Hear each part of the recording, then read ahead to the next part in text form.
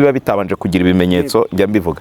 Biracyashoboka rero yuko wakiga waracikirije amashuri, biracyashoboka ko imfubyi yashyingirwa, biracyashoboka yuko wacuruza bikemera, biracyashoboka ko wakizwa, biracyashoboka ko wabona ubuzima, biracyashoboka yuko ubuzima bwagenda neza.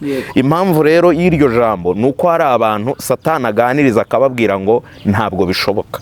Abisirayeli bajya gutata igihugu bagezeyo ngo 10 bazana inkuru z'incamugongo bavuga ko bidashoboka, bavuga ko ibintu Imana yavuze by'ukuba igihugu ari cyiza ari ukuri, ariko bavuga ko Imana hari akantu yibagiwe kureba ko itabonye ko hari Abanaki. Haza babiri rero barimo Karebu na Yesuwa, bo baravuga ngo ibyo babonye natwe twabibonye. Haleluya. Ariko icyo twe twabonye bigishoboka ko igihugu yakitugabiza. Bazanaho comment nyinshi batese Abanaki twabonye, mwe ntimwababonye. Bati twababonye ariko mwe mwabipimyeho musanga barabasumba. Twebwe rero ntitwabipimyeho, twabapimye ku ijambo ry'Imana, dusanga ijambo ry'Imana rirabasumba. Ngo bahita bavuga ngo niba Uwiteka kitwishimira bari Abanaki tuzabarya nk'abarya umutsima. Ariko hakaba umunyamurenge bigeze kumva mvuga iryo jambo, arambwira ati Nosa ntuzongere kuvuga ngo tuzabarya nk'abarya umutsima, aravuga ngo uzajye uvuga ngo tuzabarya nk'abarya kahunga. Ndamwese kubera icyo uvuga ngo tuzabarya nk'abarya kahunga, aravuga ngo umutsima w'imyumbati biragoye ku buryo utagira imboga, ngo ariko akahunga niba udafite imboga urakamira kakagenda. Abafite ibyo basize. Bibiliya iravuga ngo abahinduriye benshi ku gukiranuka bazaka nk'inyenyeri. Nge niyumvamo ko mu ijuru hashobora kuba hari amakaritsiye abantu bashobora kuzatuzwamo bitewe n'imirimo bakoze. Imirimo amakamba ngo nayo araruta. Ubugingo ni rusange ku muntu wakiriye umwami Yesu.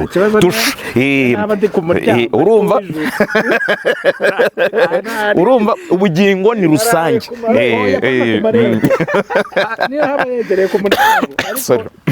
Ari mu ijuru ubugingo urumva umva brother, ubugingo ni rusange ariko amakamba ntabwo ari rusange, n'imyambaro ntabwo ari imwe. Niba hari abazaba bambaye inyenyeri, niba warazanye ibintu byo kugenda bigura intege mu murimo w'Imana uzajya mu ijuru nta kibazo, ariko nitugerayo nkaba narahinduriye benshi ku gukiranuka nzakuyobora.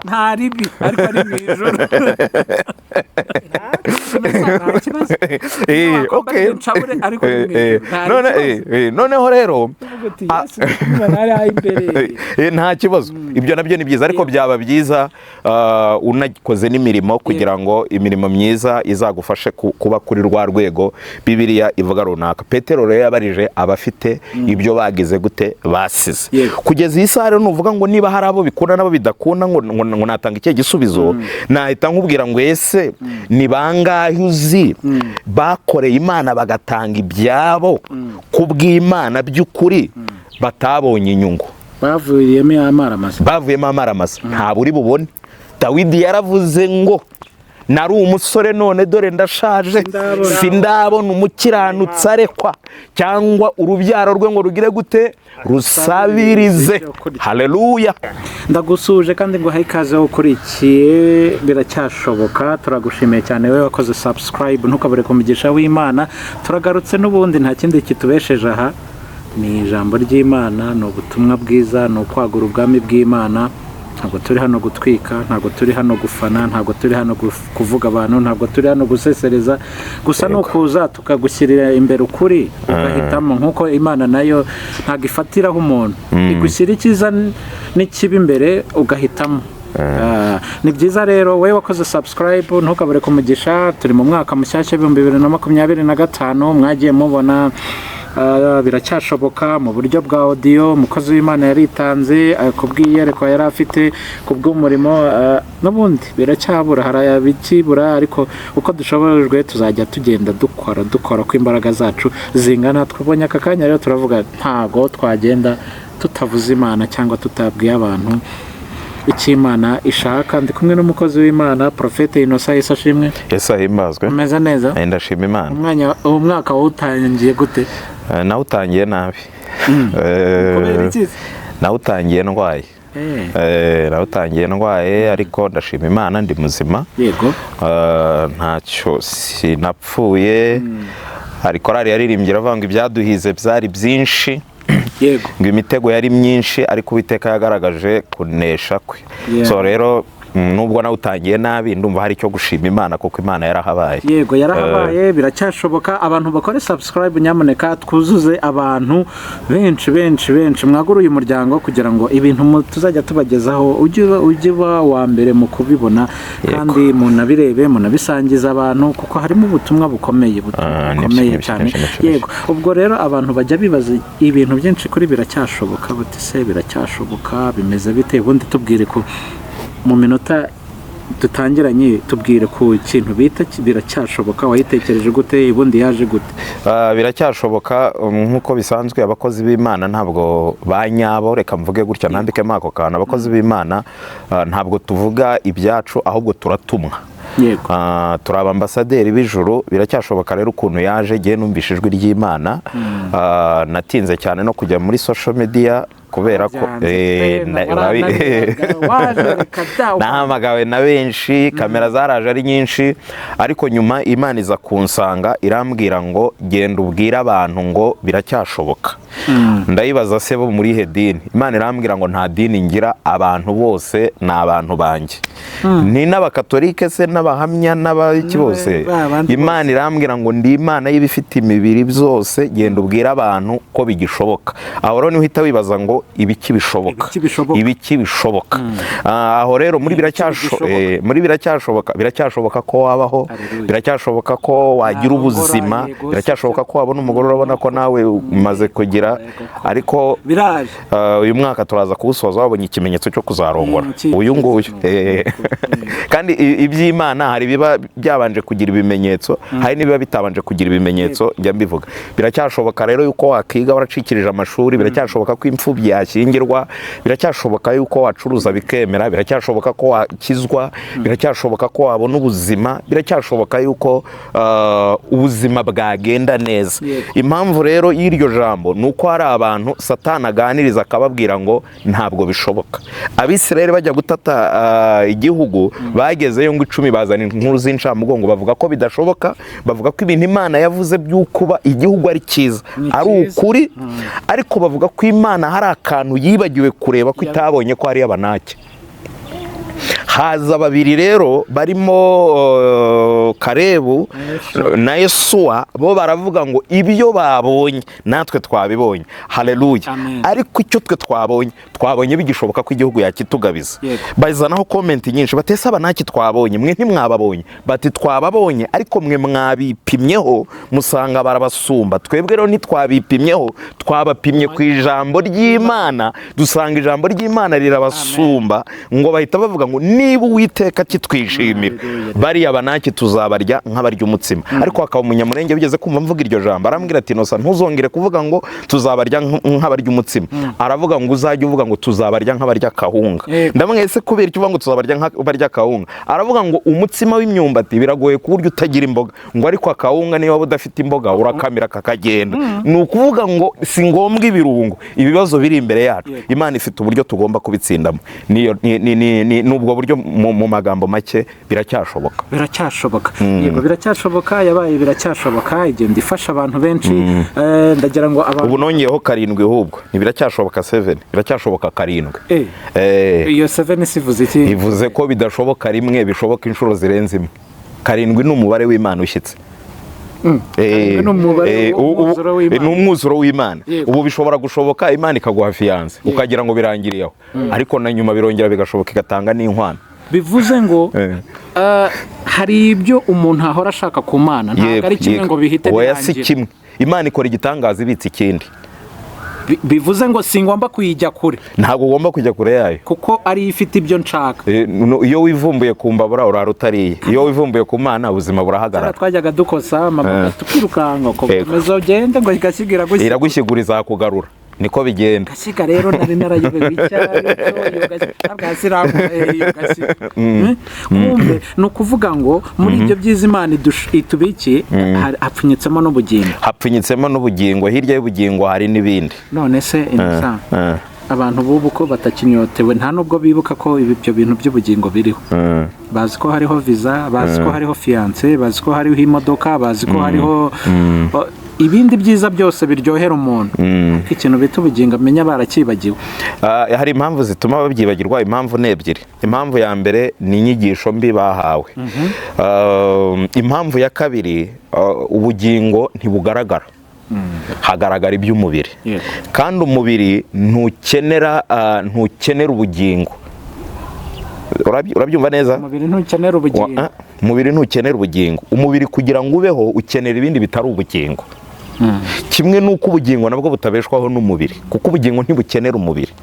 Nabwo kugira ngo bwabaho wabura umubiri ariko ubugingo ntububure. Kimwe nuko ushobora kubura ubugingo ariko umubiri ukagira gute ukawugumana. Noneho rero ahantu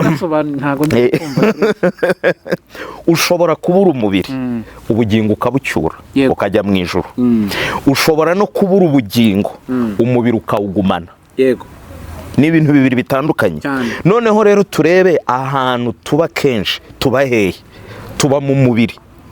Noneho rero muri uko kuba mu mubiri nicyo kidutera kurarikira cyane iby'umubiri ukeneye, bigatuma n'abatwigisha kugira ngo badufatishe tuba abakiriya bahoraho, badushukisha iby'umubiri ugize gute, iby'umubiri ukeneye. Kubera rero izo mpamvu bituma twibagirwa ubugingo.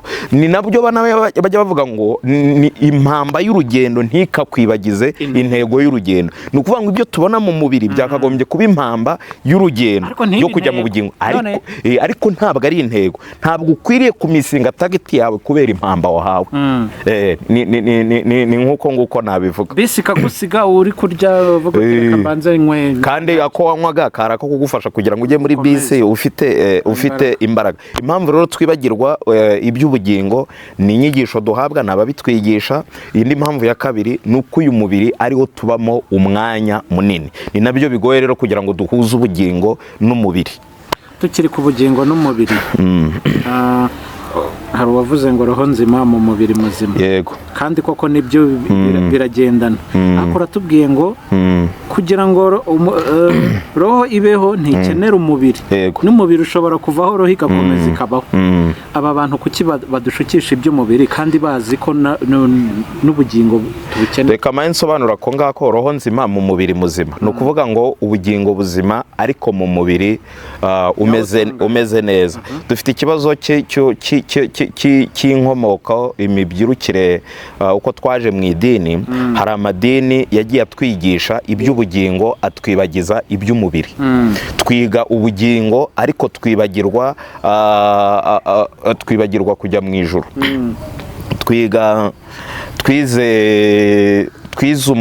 Batwigishije ubugingo.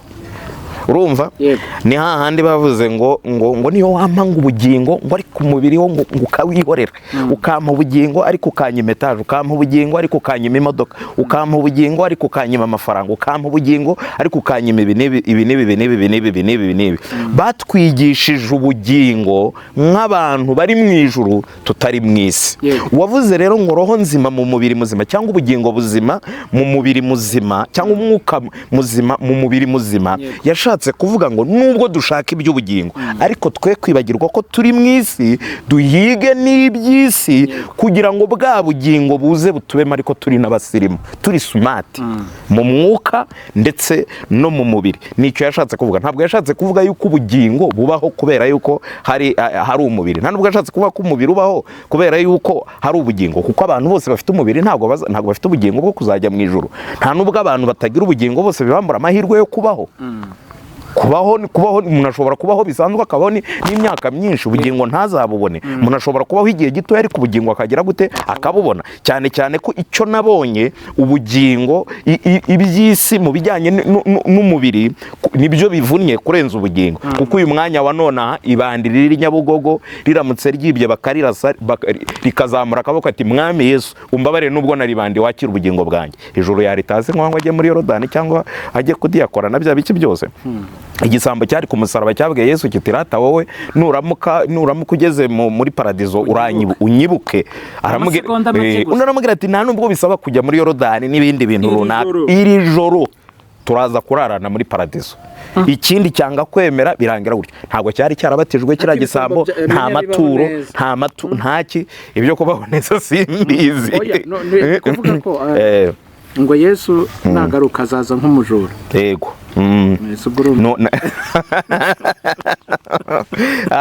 Wenda ariko icyo mbonyemo cyo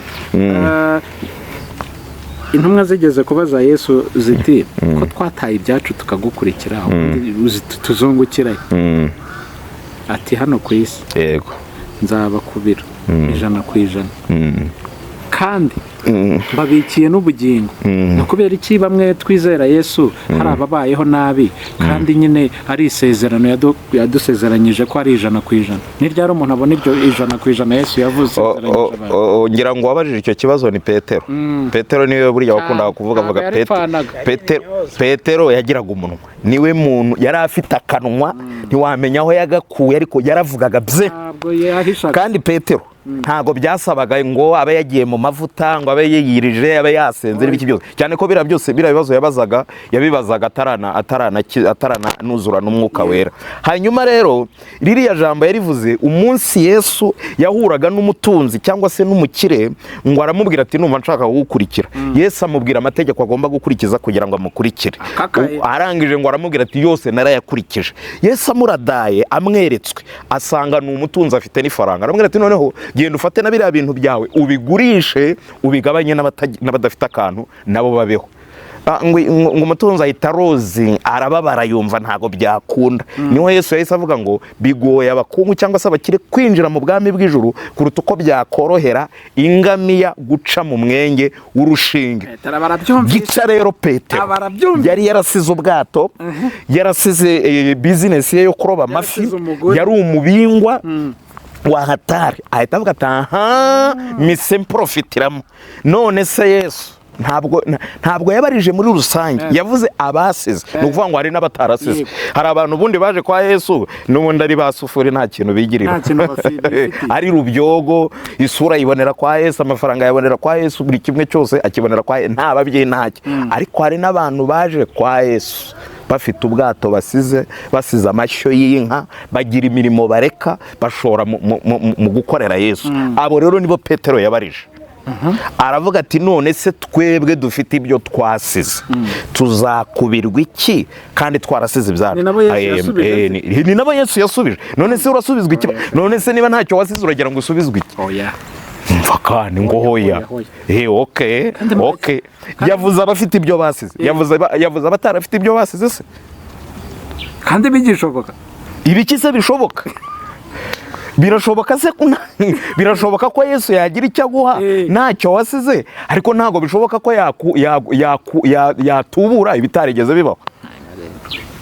Kumbe ubona ko ari abantu bose abaje badafite icyo bafite.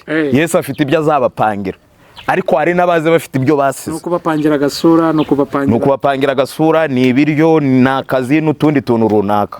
Tandukanya rero abantu baje kwa Yesu bafite ibyo basize, n'abaje ari ntacyo bagira cyo gusiga. Bajya gucumbikisha isanduku y'isezerano ba Dawidi bayijyana kwa Obededomu. Bakoze inama basanga kwa Obededomu ari mu cyiciro cya mbere cy'abakene, ari muri batatu ba mbere ku rwego rw'ubukene. Avuga yuko bamubwira ko ishobora kumwica. Abajyanama bavuga ko naramuka apfuye nta cyapfaga. Gusa uwo muntu uramugereranya n'umuntu wari wifitiye agafaranga. Wishaka kugereranya ibitagereranywa. Hari abafite ibyo basize. Bibiliya iravuga ngo abahinduriye benshi ku gukiranuka bazaka nk'inyenyeri. Nge niyumvamo ko mu ijuru hashobora kuba hari amakaritsiye abantu bashobora kuzatuzwamo bitewe n'imirimo bakoze. Amakamba ngo nayo araruta. Ubugingo ni rusange ku muntu wakiriye umwami Yesu.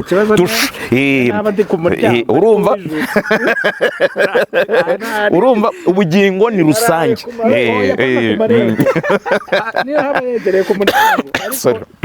Ari mu ijoro ubugingo urumva umva brother, ubugingo ni rusange ariko amakamba ntabwo ari rusange, n'imyambaro ntabwo ari imwe. Niba hari abazaba bambaye inyenyeri, niba warazanye ibintu byo kugenda bigura intege mu murimo w'Imana, uzajya mu ijuru nta kibazo, ariko nitugerayo nkaba narahinduriye benshi ku gukiranuka, nzakuyobora. nta ribi ariko ari mu ijuru.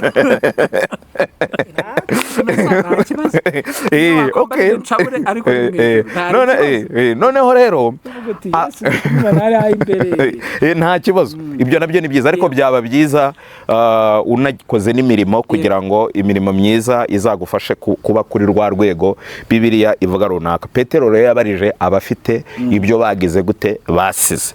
Kugeza iyi saha rero nuvuga ngo niba hari abo bikunda nabo bidakunda ngo natanga ikihe gisubizo, nahita nkubwira ngo ese ni bangahe uzi bakoreye Imana bagatanga ibyabo kubw'Imana by'ukuri batabonye inyungu, bavuyemo amaramasa? Ntabwo uri bubone.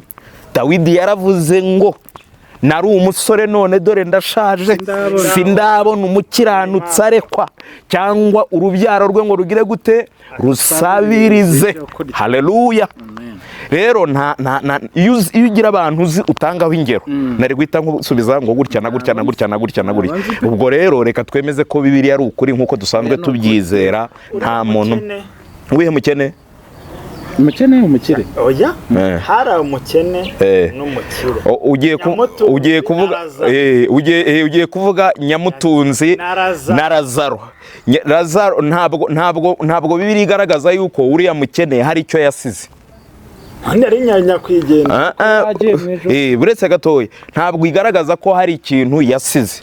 Kandi ntabwo ubukire bwa mbere dukeneye ari ubw'ubutunzi busanzwe, turabukeneye, ariko Yesu niwe ugena icyo agomba guha umuntu. Uriya mukene nge mufata nk'urugero rwabayeho cyangwa se nk'ihangana ryabayeho ry'ikibi n'icyiza. Umukire yirataga ubutunzi bwe, ntabukoreshereze Imana. Umukene mu bukene bwa kubaha Imana, igihe kiza kugera final barapfa bombi. Bamaze gupfa bombi bajya ahantu hatandukanye. Umwe ajya mu irimbukiro cyangwa ajya mu rupfu, ararimbuka, unabona ubugingo buhoraho. Ageze mu bugingo buhoraho, bose Imana ibahumura amaso, buri umwe abona aho undi ari.